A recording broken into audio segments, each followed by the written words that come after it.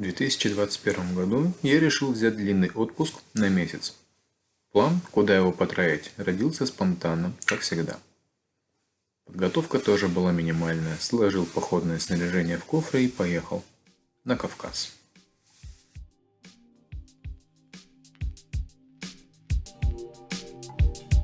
Посетив друзей в Москве и Воронежской области, еду через Калмыкию. Выехал поздновато, очень жарко. Степной пейзаж не радует видами. Август, урожай собран, поля голые. Асфальт плавится на солнце, на дороге неприятные колеи, не расслабишься.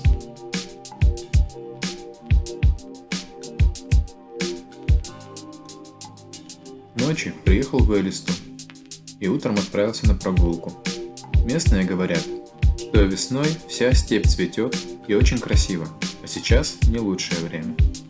В Великую Отечественную войну Элиста была захвачена немцами, но 31 декабря 1942 года наши ее освободили. В Калмыкии распространена буддийская культура, и это всячески подчеркивается.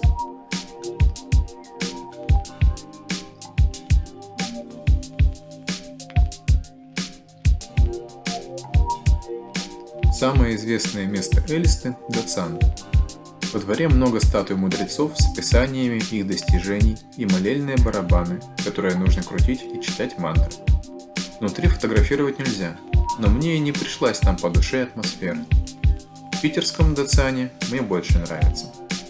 Пообедал и пустился в путь, в Грозный.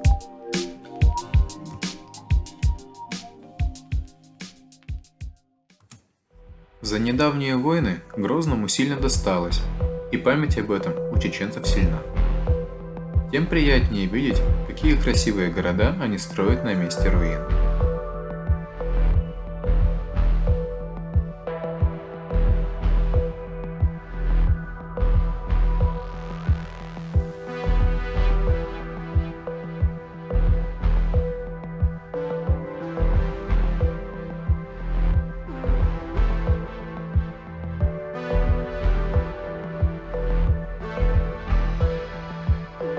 Особенно красивы, конечно, мечети в Грозном, Шали и Аргуне.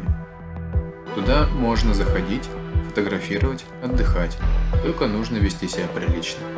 И для женщин своя половина. Самая новая мечеть и самая большая в Европе – в Шали. Вокруг нее разбит очень уютный парк с фонтанами. Вообще, исламу в Чечне отведено главнейшее место. С культом ислама может поспорить только культ Ахмата Кадырова. Имеется даже посвященный ему музей, в котором также собрано много работ чеченских художников.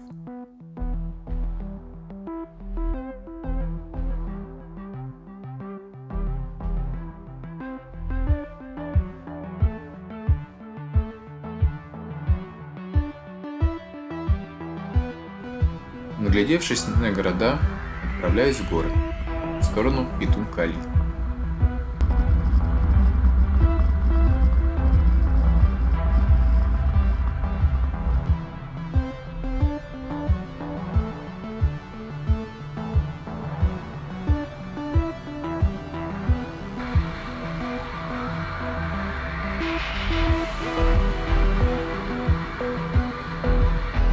На Кавказе много контрольных постов, где проверяется проезжающий транспорт. В особенности в приграничных районах.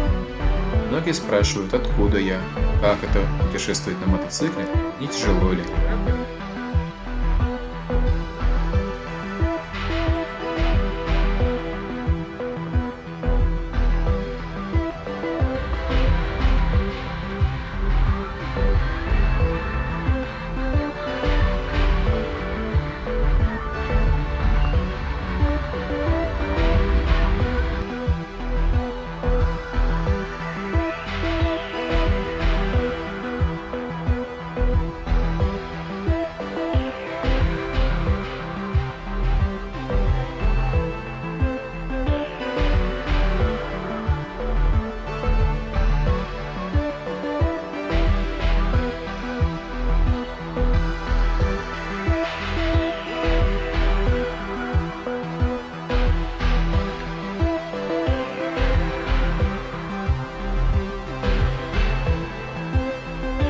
Рядом с поселком Шутой есть смотровая башня, с которой открывается вот такой прекрасный вид на поселок и ущелье.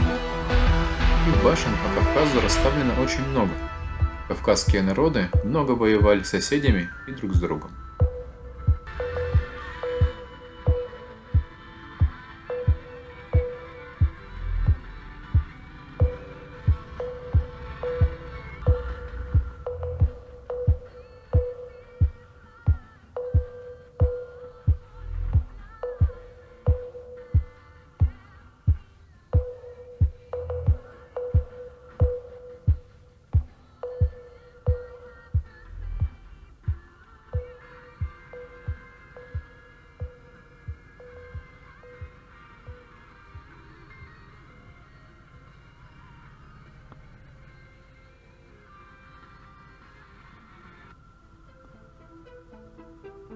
Добрался до Нихалыских водопадов.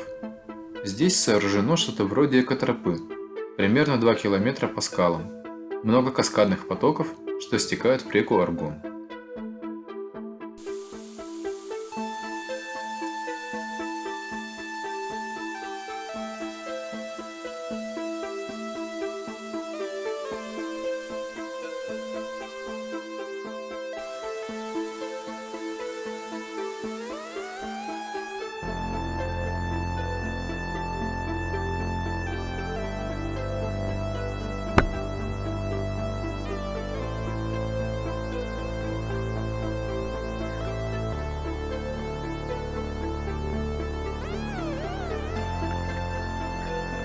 Далее я направляюсь в некрополь Цуепеды.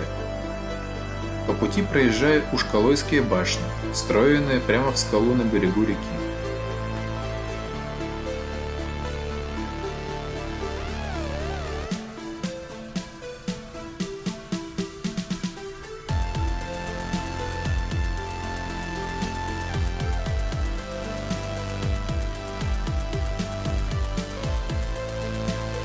Дорога грунтовая, но ехать довольно легко. Она бьется вдоль Аргунского ущелья, местами очень глубокого. Попадаются остатки аулов, кладбища. Цуепеда находится на слиянии двух рек – Аргун и Меши. Обе бурные, но Аргун мутный, а Меши прозрачная, можно даже пить из них. Погода в горах очень переменчива. Когда я добираюсь до Цуепеды, там идет дождь. Но пока я одеваюсь в дождевик, дождь прекращается и приходится раздеваться обратно.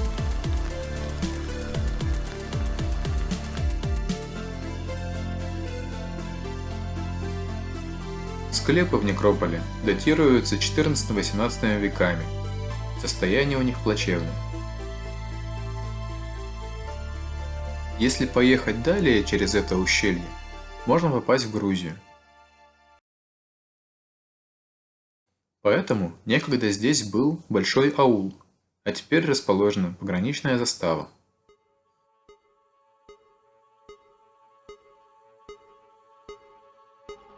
Отправляюсь в обратный путь. В тот же день я хочу попасть к озеру Козиной-Ам.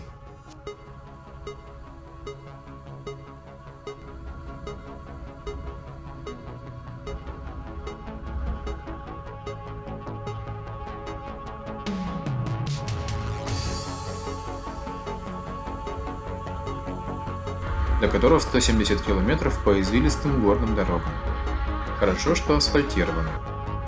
Самое трудное – это горный перевал Харами, который был весь затянут туманом. Проходил я его сильно за зиму, и к озеру приехал изрядно уставший и замерзший. Там есть гостиничный комплекс с самыми разными видами активного отдыха, и цены весьма приемлемые. Там я и заночевал. Погода следующего дня оказалась такой же, как накануне. Озеро высоко в горах, за которые цепляются облака. Очень красиво, но с высоты фотографировать бесполезно. Ходил там как ежик в тумане.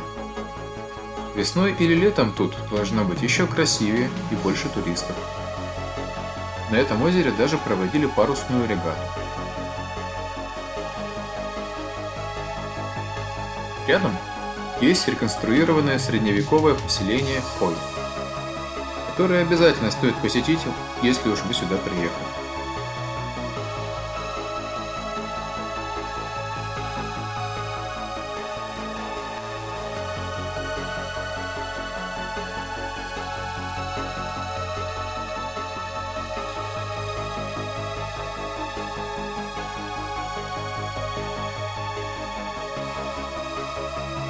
Погуляв по округе, отправляюсь обратно через Туманный перевал.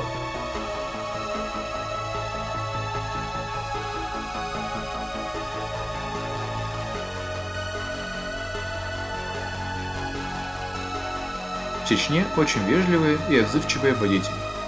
Если встал на обочине, тут же обязательно остановятся и спросят, все ли у тебя в порядке.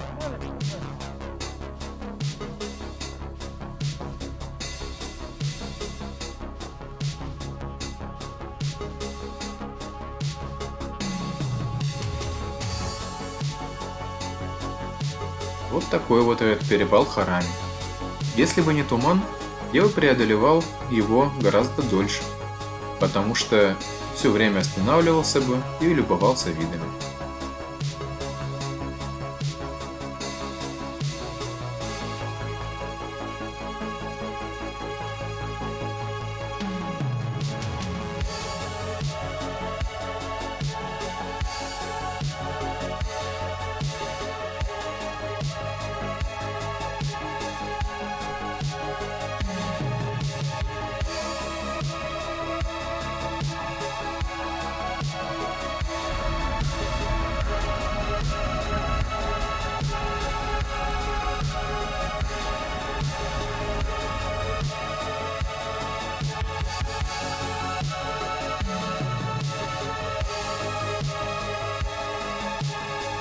Вот я и доехал до Шали.